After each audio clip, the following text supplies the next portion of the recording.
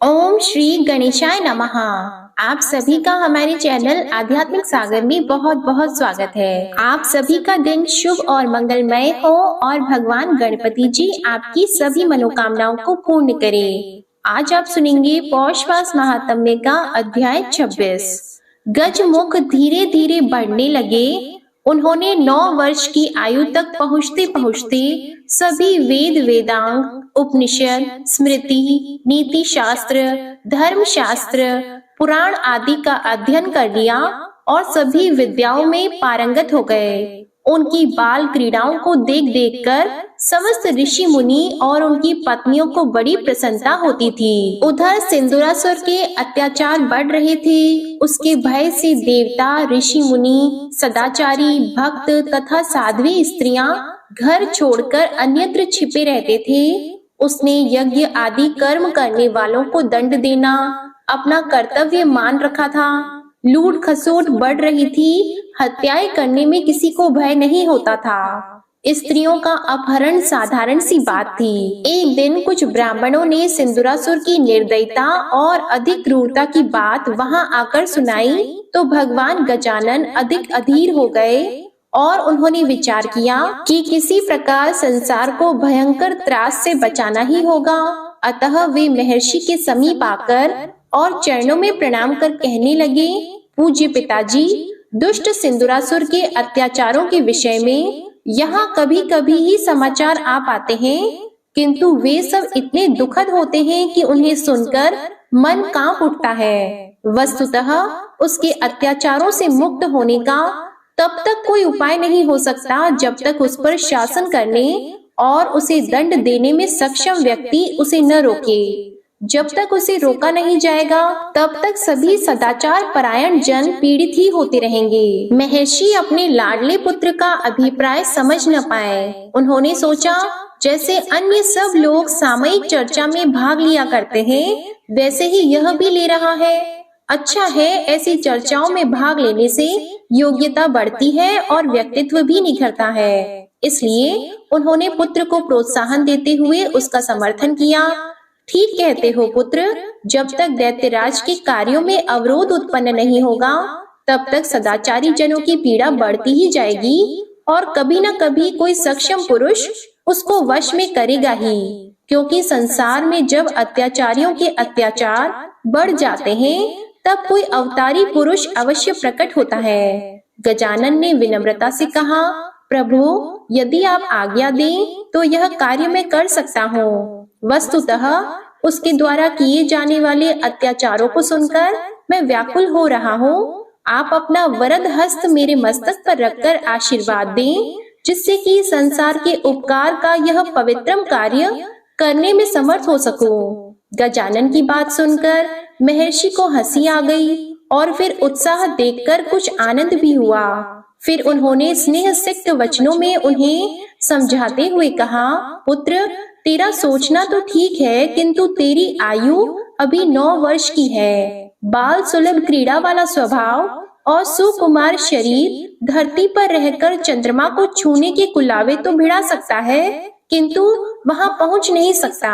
बेटा, सिंदूरासुर विशालकाय एवं असीमित बल तो संपन्न है। वह ब्रह्मा जी से वर प्राप्त होने के कारण अजय भी हो रहा है। इसलिए उसे तो कोई अत्यंत शक्तिशाली पूर्ण वयस्क पुरुष ही मार सकेगा। महर्षि की बात सुनकर गजमुख ने पुनः विनम्र भाव से निवेदन किया, जिसे सुनकर मुनि ने शंका व्यक्त की और कहा, पुत्र, मेरे हृदय, मेरे लाल, जिस सिंदूरासुर के गर्जन मात्र से सब दिशाएं कांप जाती हैं, जिसके पदाघात से त्रिभुवन में हाहाकार मच जाता है, उस अपरिमित पराक्रम वाले असुर से केवल मेरे आशीर्वाद से ही युद्ध करना चाहते हो तो वह सदैव तुम्हारे साथ ही है, किंतु केवल आशीर्वाद से ही काम चल जाता तो सिंदूरासुर क्या, किसी भी दुष्ट का ऐसा साहस न होता कि उससे समस्त विश्व ही त्रसित हो सकता।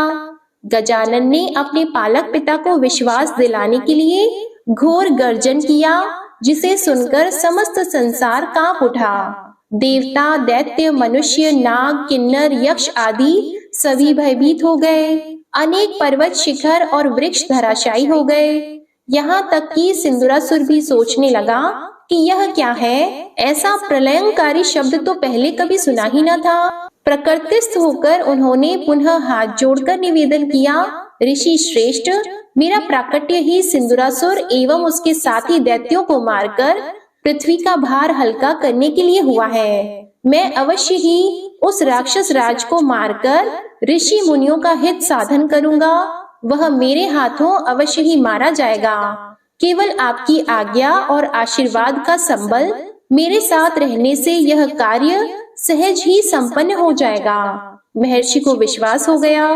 फिर उन्हें ज्ञात हुआ, अरे यह तो पूर्ण परमात्मा है, इनकी शंका कैसी? मैं मोहवश इनके कार्य में व्यर्थ ही व्यवधान डाल रहा हूँ। फिर उन्होंने गजमुख को हृदय से लगाया और उनके मस्तक पर वरद हस्त रखते हुए शुभ कामना व्यक्त की। पुत्र, भगवान चंद्रचूड़ तुम्हें विजय दिलाएं। मेरा आशीर्वाद है कि राक्षस राज सिंदूर को मारने में तुम्हें सफलता प्राप्त हो। ऐसा कहकर महर्षि स्नेहवश उनके मस्तक पर बहुत देर तक हाथ फेरते रहे और वत्सला की आंखों में भी आंसू आ गए। 9 वर्ष तक लाड़ प्यार से पाले हुए पुत्र का वियोग उसे व्याकुल करने लगा। उन्होंने किसी प्रकार समझाने का प्रयत्न किया, प्राण प्रिय पुत्र, मेरे गजानन, कहाँ तू छोटा सा बालक और कहाँ वह त्रैलोक्य विजेता राक्षस? भला कौन ऐसी निष्ठुरता माता होगी जो अपने पुत्र को स्वयं जम्बूक के समक्ष फेंक दे? मेरे लाल, अभी समर्थ हो जाओ, तब जो चाहो वही करना। गजानन ने विनीत भाव से कहा, माता, आपका आशीर्वाद ही मुझे समर्थ बना देगा। अब उस राक्षस का अंत समय निकट आ गया है, इसलिए मुझे आज्ञा देने की कृपा कीजिए। ऋषि पत्नी ने उनके सिर पर हाथ फेरते हुए कहा, पुत्र, मेरा आशीर्वाद तेरे साथ है। मैं तुझे अभीष्ट पूर्ति के लिए जाने की आज्ञा देती हूँ और कामना करती हूँ कि अवश्य ही विजय प्राप्त हो। इसके बाद गजराज ने माता को समझाया और गजानन ने महर्षि पराशर और माता वत्सला को प्रणाम किया और उपस्थित ऋषि समुदाय को भी नमस्कार करके मूषक पर आरूढ़ हुए और चलते समय भयंकर गर्जना की, जिससे तीनों लोग कांप उठे। सिंदूरासुर की राजधानी का नाम सिंदूर बाड़ था। यह स्थान गृष्णेश्वर के निकट है, जो कि एक ज्योतिर्लिंग है। राक्षस राज वहीं रहता हुआ तीनों लोकों का शासन कर रहा था। गजानन पराशर आश्रम से वायु वेग से चलते हुए सिंदूर बाड़ के उत्तर की ओर आकर सिंह गर्जना करने लगे, जिसके फलस्वरूप भूकंप आ गया। समूची नगरी त्राही त्राही कर उठी। समुद्र में आकाश तक जाने वाली तरंगे उठने लगी। उस स्थिति से अनेक वीर मूर्छित हो गए, यहाँ तक कि सिंदूरासुर भी मूर्छित हो गया। दैत्यराज को चेत हुआ तो वह सोचने लगा कि ऐसा कौन वीर यहाँ आ गया जिसकी भयंकर गर्जना से मैं भी मूर्छित हो गया। उसने अपने अनुचरों को आज्ञा दी कि जाओ उसका पता लगाओ जो यहाँ आकर गर्जना कर रहा है। यदि हो सके तो उसको यहाँ लेकर आओ, नहीं तो उसको साथ ही पकड़कर मेरे सामने ले आओ। अनुचर ने आज्ञा का पालन किया।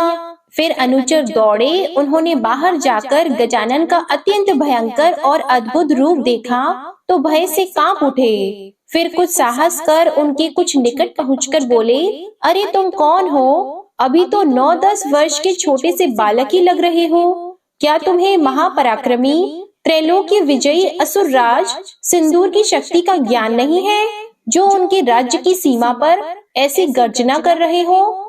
गजमुख ने क्रोधपूर्ण मुद्रा में कहा, दैत्यों, मुझे तुम्हारे स्वामी की शक्ति का भली प्रकार से पता है और मैं उसी का वध करने के उद्देश्य से यहाँ आया हूँ। मैं शिव शिवा का पुत्र गजानन हूँ। तुम सभी अधर्मी राक्षसों को मारकर संसार में धर्म की स्थापना करूंगा। जाओ, मेरा यह संदेश अपने राजा से कह दो। और गजराज ने उन अनुचरों को संदेश दिया कि मुझे दैत्यराज सिंदूर से युद्ध करना है। सिंदूरासुर को पता चला कि एक 9-10 वर्ष का बालक उससे युद्ध करने को आतुर है, तो उसने सोचा कि छोटे से बालक का वध तो वह बिना सेना के भी कर सकता है। इसलिए वह तेजी से गजानन के समक्ष जा पहुंचा और बोला, अरे मूर्ख बालक, तू तो ऐसे गर्जन कर रहा है जैसे तीनों लोगों को खा जाएगा।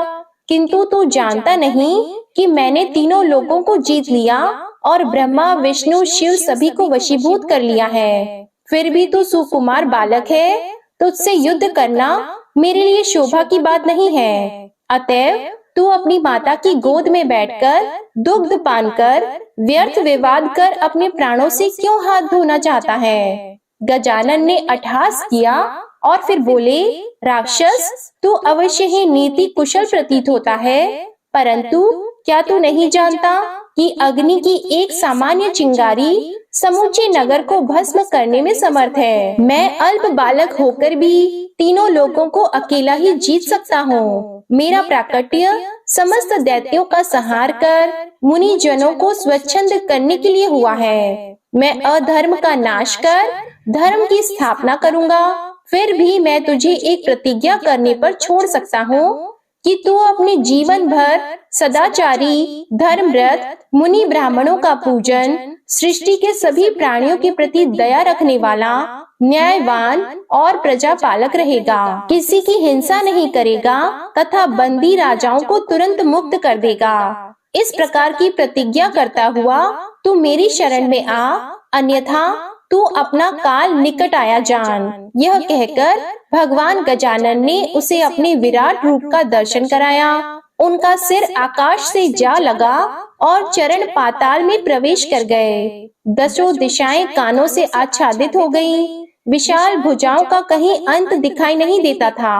उनके सहस्त्र शीश, सहस्त्र नेत्र, सहस्त्र भुजाएं और सहस्त्र चरण थे। उनके शरीर पर दिव्य वस्त्र अलंकार एवं दिव्य गंध लगी थी। उनका मुखमंडल करोड़ों सूर्यों के समान दमक रहा था। गजानन के उस रूप को देखकर सिंदूरासुर भौचक्का रह गया और भयभीत होकर पीछे हटा, किंतु तुरंत कुछ संभल कर आगे बढ़ा और खड़ग खींचकर उन पर प्रहार करने के लिए प्रस्तुत हुआ ही था कि परमात्मा विनायक देव ने उसका गला पकड़ते हुए उच्च स्वर में कहा, अरे मूर्ख, तू अब भी मेरे दुर्लभ रूप को न जान सका। अब तेरा काल ही आ गया तो मैं क्या करूं? वे उसके कंठ को अपने वज्र समान हाथों से कसकर भींचने लगे। इस प्रकार उसके नेत्र बाहर निकल आए, जिह्वा लटक गई और प्राण पखेरु उड़ गए। गजानन भगवान ने उसका लाल रक्त अपने दिव्य शरीर पर लगा लिया। इस कारण वे सिंदूर प्रिय या सिंदूर वदन नाम से प्रसिद्ध हुए। इधर सिंदूरासुर का वध होते ही भगवान गजानन की जय का घोष करते हुए देवगण ने आकाश से पुष्प वर्षा की, अप्सराएं नृत्य गान करने लगी, अनेक प्रकार के सुमधुर वाद्य बजने लगे। सर्वत्र आनंद की अद्भुत लहर दौड़ पड़ी। ब्रह्मा जी के नेतृत्व में समस्त ऋषि मुनि, देवता आदि ने वहां आकर अनेक प्रकार के उपहार भेंट करके उनका षोडश उपचार पूजन किया और भक्ति भाव पूर्वक स्तुति करने लगे। इस प्रकार स्तुति से भगवान को प्रसन्न कर देवताओं ने वहां एक भव्य मंदिर बनवाया और उसमें गजानन भगवान की अत्यंत सुंदर प्रतिमा स्थापित कर षोडश उपचार से उनका पूजन किया। भगवान की उस प्रतिमा के दर्शन मात्र से समस्त पाप दूर हो जाते हैं। उस प्रतिमा का नाम सिंदूरहा विख्यात हुआ तथा वह स्थान राज सदन के नाम से प्रसिद्ध हुआ। इधर राजा वरेण्य ने अपने पुत्र के द्वारा सिंदूरासुर का वध हुआ सुना तो वे बड़े प्रसन्न हुए और वहां आकर भगवान को दैत्य विमर्दन नाम से संबोधित करते हुए कहा, प्रभु, मैं आपकी ही माया के वश होकर आपके प्रभाव से अनजान था। जिन अनंत कोटि ब्रह्मांड के अधीश्वर के गुण, कर्म, स्वभाव और रूप को ब्रह्मा आदि देवता भी जानने में असमर्थ हैं, उन सर्वात्मा ब्रह्मा को मैं अज्ञानी किस प्रकार जान सकता था? मैंने अपनी मूर्खता से ही घर में प्राप्त कामधेनु और कल्प वृक्ष रूप आप प्राण प्रिय परमात्मा को बाहर निकाल दिया था। अपने उस अनर्थ के लिए वस्तुतः मैं क्षमा किए जाने की योग्य नहीं हूँ, फिर भी मैं आपसे क्षमा के लिए प्रार्थना करता हूँ। राजा वरेण्य को पश्चाताप करते देखकर भगवान वरदराज प्रसन्न हुए और राजा को अपनी भुजाओं से आलिंगन कर अभय देते हुए बोले, राजन, संसार में जो कुछ भी होता है वह मेरी ही इच्छा से होता है, तुम्हारा इसमें कोई दोष नहीं है। पूर्व कल्प में तुमने अपनी पत्नी के साथ दिव्य सहस्त्र वर्ष तक घोर तपस्या की थी, जिससे प्रसन्न होकर मैंने दर्शन देकर वर मांगने को कहा था। किंतु तुम मुझ मोक्षदाता से मोक्ष न मांगकर मुझे ही पुत्र रूप में प्राप्त करने की इच्छा व्यक्त की थी। इसलिए तुम्हारे पुत्र रूप से प्रकट होकर मैंने सिंदूर का वध किया और मुनिजनों, संतों, भक्तों, देवताओं का अभीष्ट सिद्ध किया है। महाराज, मेरे अवतार धारण का कार्य पूर्ण हो चुका है, इसलिए मुझे अब स्वधाम गमन करना है। भगवान के स्वधाम गमन की बात सुनकर राजा वरेण्य व्याकुल हो गए और उन्होंने हाथ जोड़कर निवेदन किया, प्रभु, मैं इस भव सागर से मुक्त होना चाहता हूँ, इसलिए कृपा कर मुझे इसका उपाय बताने का कष्ट करें। गजानन को राजा पर दया आ गई। वे वहीं आसन पर विराजमान हुए और सामने राजा को बैठाकर उनके मस्तक पर अपना त्रिपात नाशक वरद हस्त रखा और उन्हें सारभूत ज्ञान उपदेश प्रदान किया। उस परम प्रभु की सन्निधि का स्पर्श एवं सुधोपम उपदेश से महाराज को वैराग्य उत्पन्न हो गया। तभी भगवान गजानन सभी के देखते देखते अंतर्ध्यान हो गए। उधर राजा ने राजधानी में लौटकर अमात्यों को राज्य की बागडोर सौंप दी और स्वयं वन में तपस्या करने चले गए। भगवान गजानन का कलयुग में जो अवतार होगा उसकी प्रसिद्धि धूम्रकेतु नाम से होगी। जब कलयुग आएगा तब सभी मनुष्य आचरणहीन एवं मिथ्यावादी हो जाएंगे। ब्राह्मण वेद अध्ययन, नित्य नैमित्तिक कर्म, यज्ञ, तप, दान आदि का लोप हो जाएगा। सर्वत्र पाप कर्म होने लगेंगे। पर धन एवं पर स्त्री लोलुपता, काम, क्रोध, मोह आदि की उत्तरोत्तर वृद्धि होती जाएगी। समय पर वर्षा नहीं होगी तथा नदियों के किनारे खेती होने लगेगी। बलवान लोग बलहीनों को सताने लगेंगे। उनकी धन संपत्ति, स्त्री आदि को छीन लेंगे। ब्राह्मणों का कार्य अन्य वर्ण और अन्य वर्णों के कर्म ब्राह्मण करेंगे। सभी विद्वान मूर्ख और धनहीन हो जाएंगे। लोग दूसरे के धन को लेकर हड़पने लगेंगे। सर्वत्र हाहाकार मच जाएगा। दूसरे से धन मांगने में किसी को संकोच नहीं होगा। लोग झूठी गवाही देने में संकोच नहीं करेंगे। मिथ्या धर्म उठाना एक साधारण बात होगी। सज्जनों की निंदा और दुष्टों की सर्वत्र चारों ओर प्रशंसा होगी। छल कपट सर्वत्र दिखाई देगा। धर्मज्ञों का अपकर्ष और अधर्मियों का उत्कर्ष होगा। मनुष्यों में देव पूजन के प्रति अरुचि और भूत प्रेत पिशाच की पूजा में उत्साह रहेगा। धूर्त लोग छद्म वेश बनाकर अपनी उदर पूजा करेंगे। ब्राह्मण अपने कर्म को छोड़कर केवल पेटू बन जाएंगे। क्षत्रिय वीर धर्म को त्याग कर भिक्षाटन करने लगेंगे। वैश्य भी व्यवसाय बुद्धि से विरत होकर बिना परिश्रम किए धन बटोरने में लगे रहेंगे। माता पिता और गुरुजनों के सम्मान का लोप हो जाएगा। संतान वर्ण संकर होने लगेगी। घोर कलयुग उपस्थित होने पर उक्त दोष अधिक बढ़ जाएंगे। स्त्रियां पथ भ्रष्ट होने लगेंगी। अच्छे मनुष्यों के आचरण भी म्लेच्छों के समान हो जाएंगे। पृथ्वी की उर्वरा शक्ति का ह्रास होगा और वृक्षों में रस नहीं रहेगा। स्त्री पुरुषों की पूर्ण आयु 16 वर्ष की रह जाएगी। 5-6 वर्ष की आयु में प्रसव होने लगेंगे। देवताओं और तीर्थों का लोप हो जाएगा। धन का अर्जन ही जीवन का प्रमुख उद्देश्य रहेगा। ईर्ष्या, द्वेष, अहंकार एवं मानसिक ज्वाला सदैव दग्ध करती रहेगी। सर्वत्र अधर्म, अन्याय, अत्याचार, दुराचार आदि का बोलबाला रहेगा। जब कलयुग अपनी दारुण स्थिति पर पहुंच जाएगा तब समस्त प्राणी अत्यंत पीड़ित होंगे। उनमें वासना आदि का विक्षेप अपनी चरम सीमा पर होगा। स्वाहा स्वधा वष्टकार के न होने के कारण देवताओं को भूखे रहना होगा।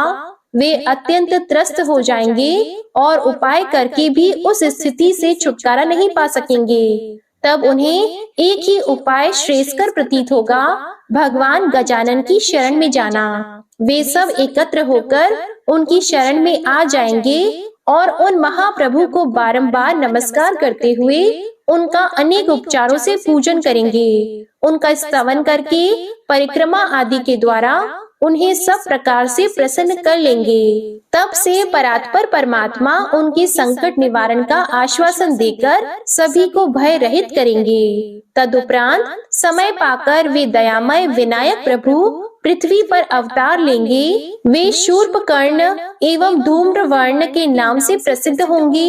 वे धूम्रकेतु भी कहलाएंगे। उनका वाहन नीला अश्व होगा। शत्रुओं का संहार करने वाले वे प्रभु क्रोध आवेश के कारण अत्यंत तेजस्वी होंगे। उनकी देह से दिव्य ज्वाला निकली हुई प्रतीत होगी। तीक्ष्णतम खड्ग हाथ में लेकर वे भगवान अपने अश्व पर चढ़कर इच्छा अनुसार अकेले चल पड़ेंगे या आवश्यकता अनुसार सेना और अमोघ शस्त्र अस्त्रों को स्वयं प्रकट कर लेंगे। महाप्रभु शूर्पकर्ण अपने तेज से समस्त पापों और पापियों को नष्ट करने में समर्थ होंगे। वे अपने परम तेज और सेना द्वारा म्लेच्छों के विनाश में शीघ्र ही सफल होंगे। जो लोग म्लेच्छों के समान आचरण करने वाले होंगे वे भी उन प्रभु के द्वारा संहार को प्राप्त होंगे। जब तक धर्म की स्थापना नहीं होगी तब तक वे अपने नेत्रों से अग्नि वर्षा ही करते रहेंगे। वे सर्वात्मा एवं सर्वाधार भगवान श्री गणेश उस समय भय के कारण गिरी गुहाओं और निबिड़ वनों में छिपकर जंगली कंदमूल फल आदि पर निर्वाह करने वाले ब्राह्मणों का भय दूर कर उनका सत्कार कर सत्कर्म और श्रेष्ठ धर्म पालन के लिए प्रोत्साहित करेंगे। इस प्रकार धर्म आचरण का संपादन होने लगेगा और सतयुग का आरंभ हो जाएगा। आज का अध्याय यही समाप्त होता है। इसके आगे का वर्णन आप अगले अध्याय में सुनेंगे। अब सुनिए श्रीमद् भगवद गीता का अंतिम अध्याय 18। अर्जुन ने भगवान श्री कृष्ण से कहा, हे महाबाहु, मैं त्याग का उद्देश्य जानने का इच्छुक हूँ, और हे केशिनी शूदन, हे ऋषिकेश, मैं त्यागमय जीवन का भी उद्देश्य जानना चाहता हूँ। भगवान ने कहा, भौतिक इच्छा पर आधारित कर्मों के परित्याग को विद्वान लोग संन्यास कहते हैं और समस्त कर्मों के फल त्याग को बुद्धिमान लोग त्याग कहते हैं। कुछ विद्वान घोषित करते हैं कि समस्त प्रकार के सकाम कर्मों को दोषपूर्ण समझकर त्याग देना चाहिए, किंतु अन्य विद्वान मानते हैं कि यज्ञ, दान तथा तपस्या के कर्मों को कभी त्यागना नहीं चाहिए। हे भरत श्रेष्ठ, अब त्याग के विषय में मेरा निर्णय सुनो। शास्त्रों में त्याग 3 तरह का बताया गया है। यज्ञ, दान तथा तपस्या के कर्मों का कभी परित्याग नहीं करना चाहिए, उन्हें अवश्य ही संपन्न करना चाहिए। निसंदेह यज्ञ, दान तथा तपस्या महात्माओं को भी शुद्ध बनाते हैं। इन सारे कार्यों को किसी प्रकार की आसक्ति या फल की आशा के बिना संपन्न करना चाहिए। हे प्रथापुत्र, इन्हें कर्तव्य मानकर संपन्न किया जाना चाहिए। यही मेरा अंतिम मत है। निर्दिष्ट कर्तव्यों को कभी नहीं त्यागना चाहिए। यदि कोई मोहवश अपने नित्य कर्मों का परित्याग कर देता है तो ऐसे त्याग को तामसी कहा जाता है। जो व्यक्ति नियत कर्मों को कष्टप्रद समझकर या शारीरिक क्लेश के भय से त्याग देता है, उसके लिए कहा जाता है कि उसने यह त्याग रजोगुण में किया है। ऐसा करने से कभी त्याग का उच्च फल प्राप्त नहीं होता। हे अर्जुन, जब मनुष्य नियत कर्तव्य को करणीय मानकर करता है और समस्त भौतिक संगति तथा फल की आसक्ति को त्याग देता है तो उसका त्याग सात्विक कहलाता है। सतोगुण में स्थित बुद्धिमान त्यागी, जो न तो अशुभ कार्य से घृणा करता है न शुभ कर्म से लिप्त होता है, वह कर्म के विषय में कोई संशय नहीं रखता। निसंदेह किसी भी देहधारी प्राणी के लिए समस्त कर्मों का परित्याग कर पाना असंभव है, लेकिन जो कर्म फल का परित्याग करता है वह वास्तव में त्यागी है। जो त्यागी नहीं है उसके लिए इच्छित, अनिच्छित तथा मिश्रित ये 3 प्रकार के कर्म फल मृत्यु के बाद मिलते हैं, लेकिन जो सन्यासी हैं उन्हें ऐसे फल का सुख दुख नहीं भोगना पड़ता। हे महाबाहु अर्जुन, वेदांत के अनुसार समस्त कर्मों की पूर्ति के लिए 5 कारण हैं। अब तुम इन्हें मुझसे सुनो। कर्म का स्थान यानी शरीर, कर्ता, विभिन्न इंद्रियां, अनेक प्रकार की चेष्टाएं तथा परमात्मा, ये 5 कर्म के कारण हैं। मनुष्य अपने शरीर, मन या वाणी से जो भी उचित या अनुचित कर्म करता है, वह इन 5 कारणों के फल स्वरूप होता है। इसलिए जो इन 5 कारणों को न मानकर अपने आप को ही एकमात्र कर्ता मानता है, वह निश्चय ही बहुत बुद्धिमान नहीं होता और वस्तुओं को सही रूप में नहीं देखता। जो मिथ्या अहंकार से प्रेरित नहीं है, जिसकी बुद्धि बंधी नहीं है, वह इस संसार में मनुष्यों को मारता हुआ भी नहीं मरता, न ही वह अपने कर्मों से बंधा होता है। ज्ञान, ज्ञेय तथा ज्ञाता, ये तीनों कर्म को प्रेरणा देने वाले कारण हैं। इंद्रियां, कर्म तथा कर्ता, ये 3 कर्म के संघटक हैं। प्रकृति के 3 गुणों के अनुसार ही ज्ञान, कर्म तथा कर्ता के 3 भेद हैं। अब तुम मुझसे इन्हें सुनो। जिस ज्ञान से अनंत रूपों में विभक्त सारे जीवों में एक ही अविभक्त आध्यात्मिक प्रकृति देखी जाती है, उसे ही तुम सात्विक जानो। जिस ज्ञान से कोई मनुष्य विभिन्न शरीरों में अलग अलग प्रकार का जीव देखता है, उसे तुम राजसी जानो। और वह ज्ञान जिससे मनुष्य किसी एक प्रकार के कार्य को, जो अति तुच्छ है, सब कुछ मानकर सत्य को जाने बिना उसमें लिप्त रहता है, वह तामसी कहा जाता है। जो कर्म नियमित है और जो आसक्ति, राग या द्वेष से रहित कर्म फल की चाह के बिना किया जाता है, वह सात्विक कहलाता है। लेकिन जो कार्य अपनी इच्छा पूर्ति के लिए प्रयास पूर्वक एवं मिथ्या अहंकार के भाव से किया जाता है, वह रजोगुणी कहा जाता है।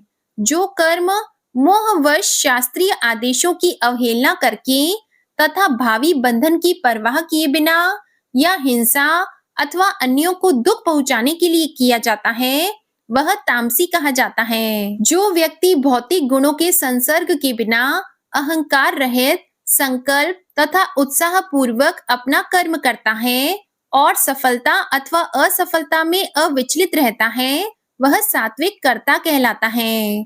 जो कर्ता कर्म तथा कर्म फल के प्रति आसक्त होकर फलों का भोग करना चाहता है तथा जो लोभी, सदैव ईर्ष्यालु, अपवित्र और सुख दुख से विचलित नहीं होने वाला है, वह राजसी कहा जाता है। जो कर्ता सदा शास्त्रों के आदेशों के विरुद्ध कार्य करता रहता है, जो भौतिकवादी, हठी, कपटी या अन्यों का अपमान करने में पटु है तथा जो आलसी, सदैव खिन्न तथा काम करने में दीर्घ सूत्री है, वह तमोगुणी कहलाता है। हे धनंजय, अब मैं प्रकृति के तीनों गुणों के अनुसार तुम्हें विभिन्न प्रकार की बुद्धि तथा धृति के विषय में विस्तार से बताऊंगा, तुम इसे सुनो। हे पृथापुत्र, वह बुद्धि सतोगुणी है, जिसके द्वारा मनुष्य यह जानता है कि क्या करणीय है और क्या नहीं है, किससे डरना चाहिए और किससे नहीं, क्या बांधने वाला है और क्या मुक्ति देने वाला है। हे पृथापुत्र, जो बुद्धि धर्म तथा अधर्म, करणीय तथा अकरणीय कर्म में भेद नहीं कर पाती, वह राजसी है। हे पृथापुत्र, जो अटूट है, जिसे योगाभ्यास द्वारा अचल रहकर धारण किया जाता है और जो इस प्रकार मन, प्राण तथा इंद्रियों के कार्यकलापों को वश में रखती है, वह धृति सात्विक है। लेकिन हे अर्जुन, जिस धृति से मनुष्य धर्म, अर्थ तथा काम के फलों में लिप्त बना रहता है, वह राजसी है।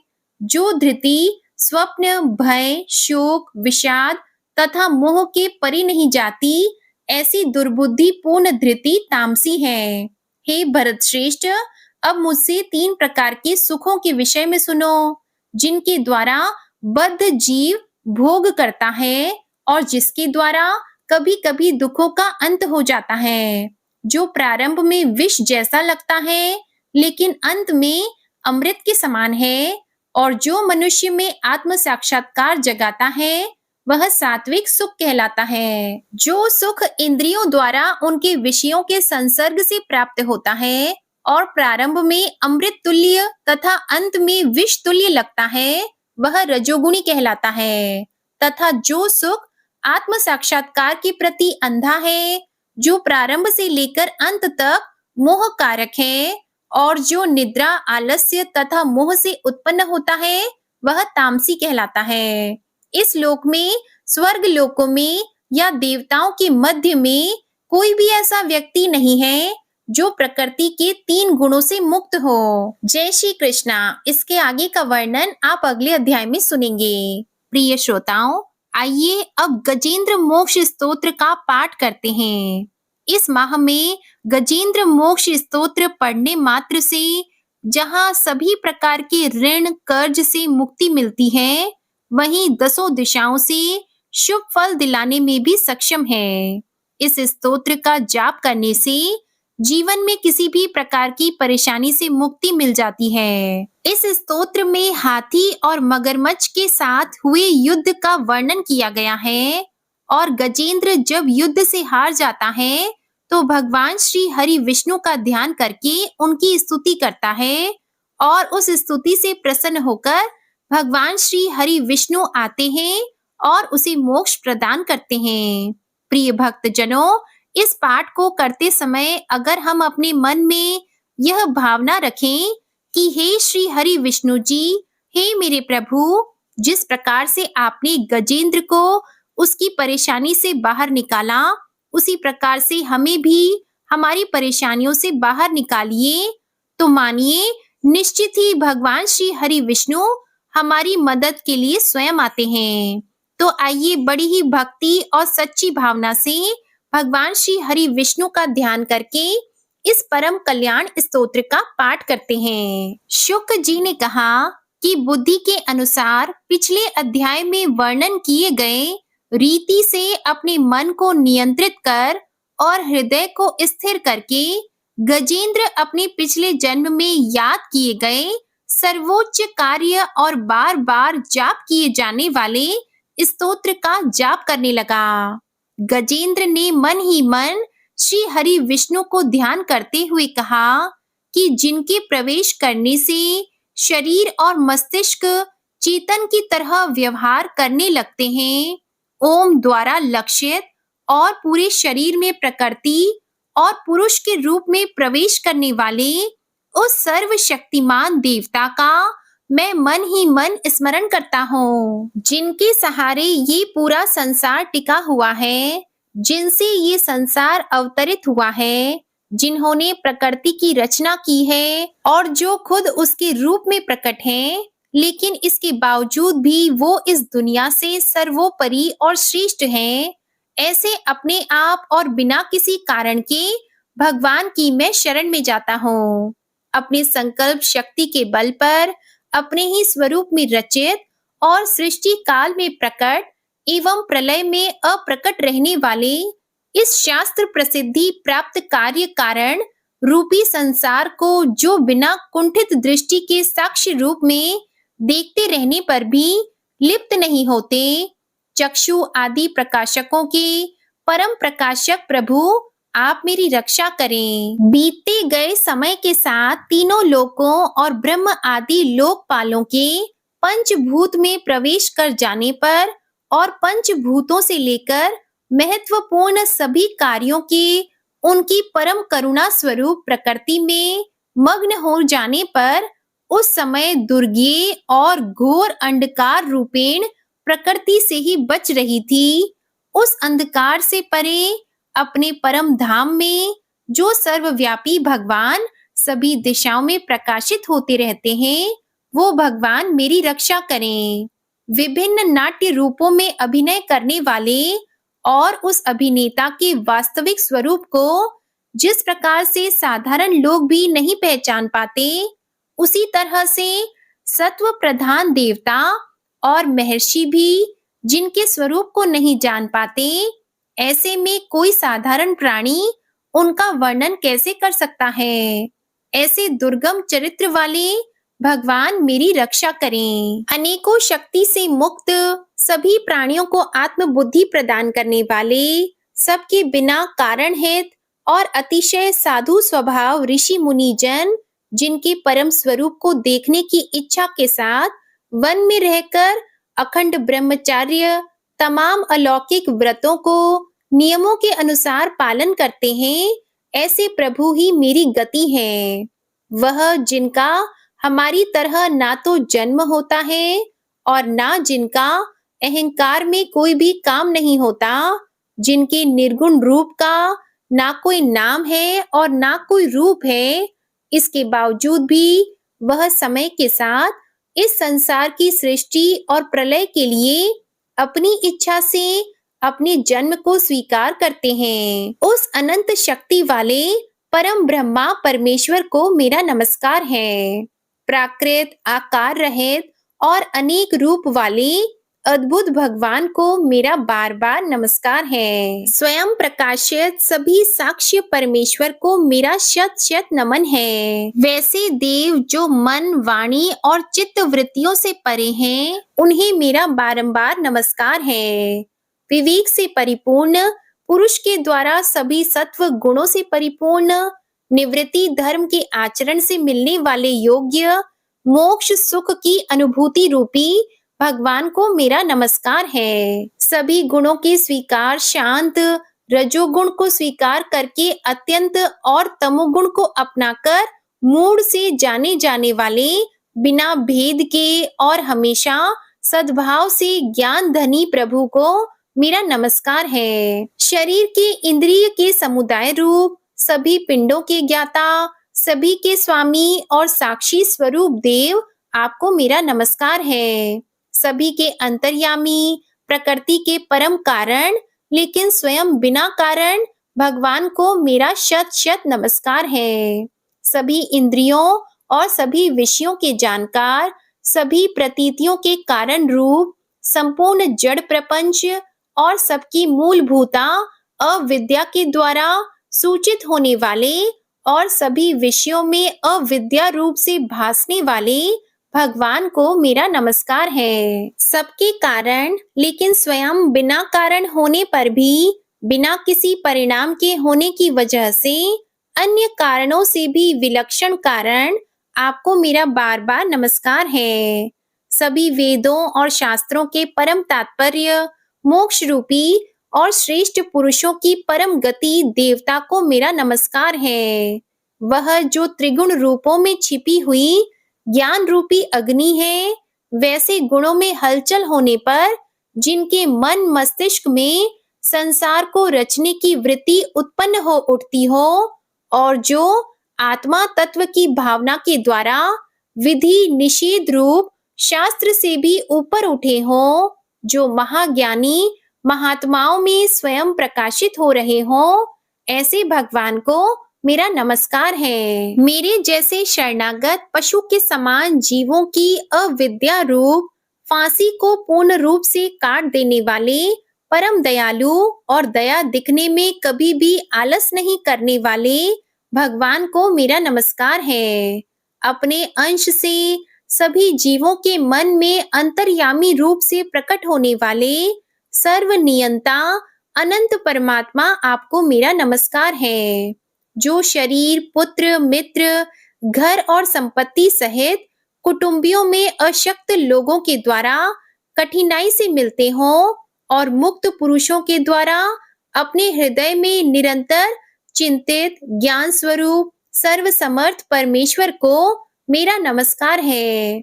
वह जिन्हें धर्म, अभिलषित भोग, धन और मोक्ष की कामना से मनन करके लोग अपनी मनचाही इच्छा पूर्ण कर लेते हैं, अपितु जिन्हें विभिन्न प्रकार के अयाचित भोग और अविनाशी पार्षद शरीर भी देते हैं, वैसे अत्यंत दयालु प्रभु मुझे इस प्रकार के विपदा से हमेशा के लिए बाहर निकालें। वह जिनके एक से अधिक भक्त हैं, जो मुख्य रूप से एकमात्र उसी भगवान की शरण में हैं, जो धर्म, अर्थ आदि किसी भी पदार्थ की अभिलाषा नहीं रखते हैं, जो केवल उन्हीं के परम मंगलमय एवं अत्यंत विलक्षण चरित्र का गुणगान करते हुए उनके आनंदमय समुद्र में गोती लगाते रहते हैं, उन अविनाशी, सर्वव्यापी, सर्वमान्य ब्रह्म आदि के भी नियामक अभक्तों के लिए भी हमेशा प्रकट होने वाले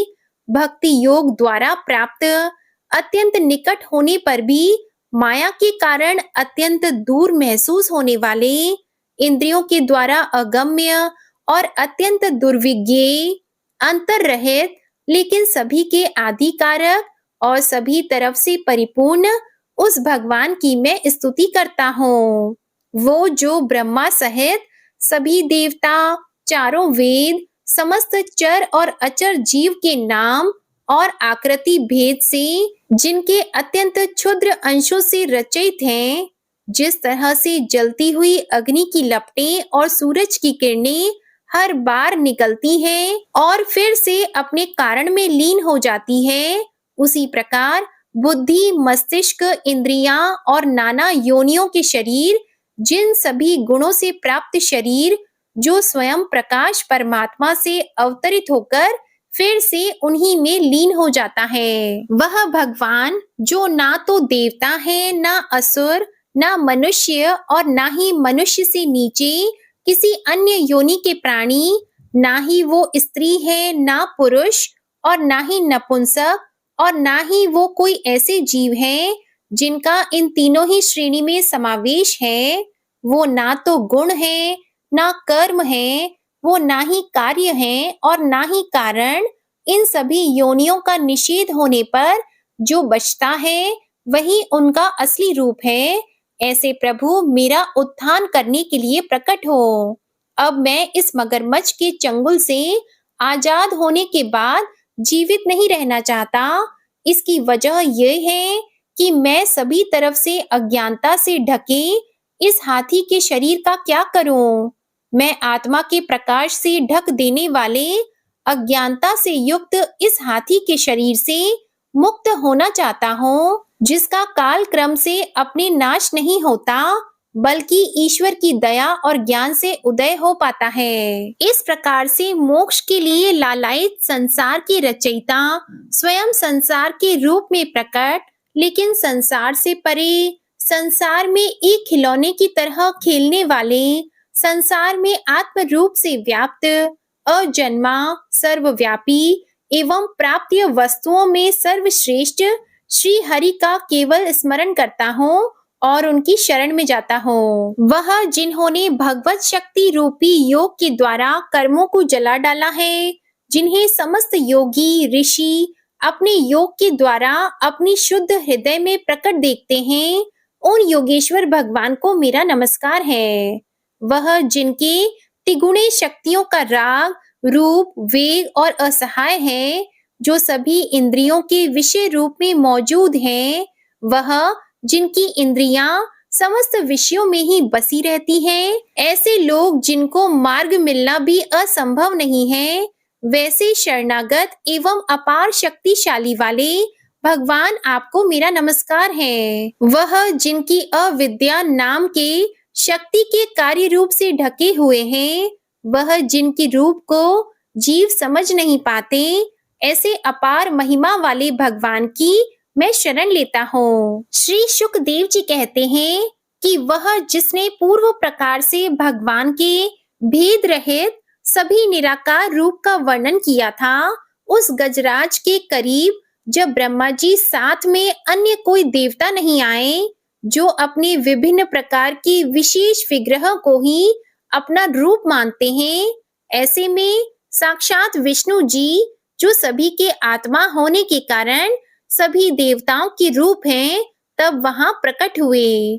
गजराज को इस प्रकार से दुखी देखकर और उसके पढ़े गए स्तुति को सुनकर चक्रधारी प्रभु इच्छा अनुसार वेग वाले गरुड़ की पीठ पर सवार होकर सभी देवों के साथ उस स्थान पर पहुंचे जहां वह गज था। सरोवर के अंदर महाबलशाली मगरमच्छ द्वारा जकड़े और दुखी उस हाथी ने आसमान में गरुड़ की पीठ पर बैठे और हाथों में चक्र लिए भगवान विष्णु को आते हुए जब देखा, तो वह अपनी सूंड में पहले से ही उनकी पूजा के लिए रखे कमल के फूल को श्री हरि पर बरसाते हुए कहने लगा, सर्व पूज्य भगवान श्री हरि आपको मेरा प्रणाम, सर्व पूज्य भगवान श्री हरि आपको मेरा नमस्कार।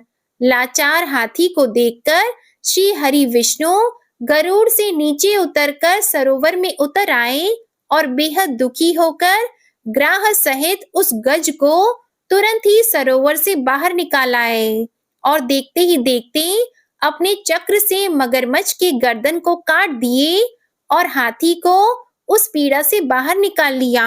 प्रिय भक्तजनों, इस प्रकार गजेंद्र मोक्ष स्तोत्र संपूर्ण हुआ। प्रेम से बोलिए भगवान श्री हरि विष्णु जी की जय। जय माता लक्ष्मी जी, जय हो नारायण भगवान की। आपको आज की कथा पसंद आई हो तो वीडियो को लाइक कीजिएगा, शेयर कीजिएगा, कमेंट में श्री राधे कृष्ण भगवान की जय लिखिएगा और चैनल भी सब्सक्राइब कीजिएगा। इसी के साथ आज आप हमारे चैनल पर पुत्रदा एकादशी की व्रत कथा और संतोषी माता की व्रत कथा भी जरूर सुनिएगा। जय श्री राधे कृष्णा।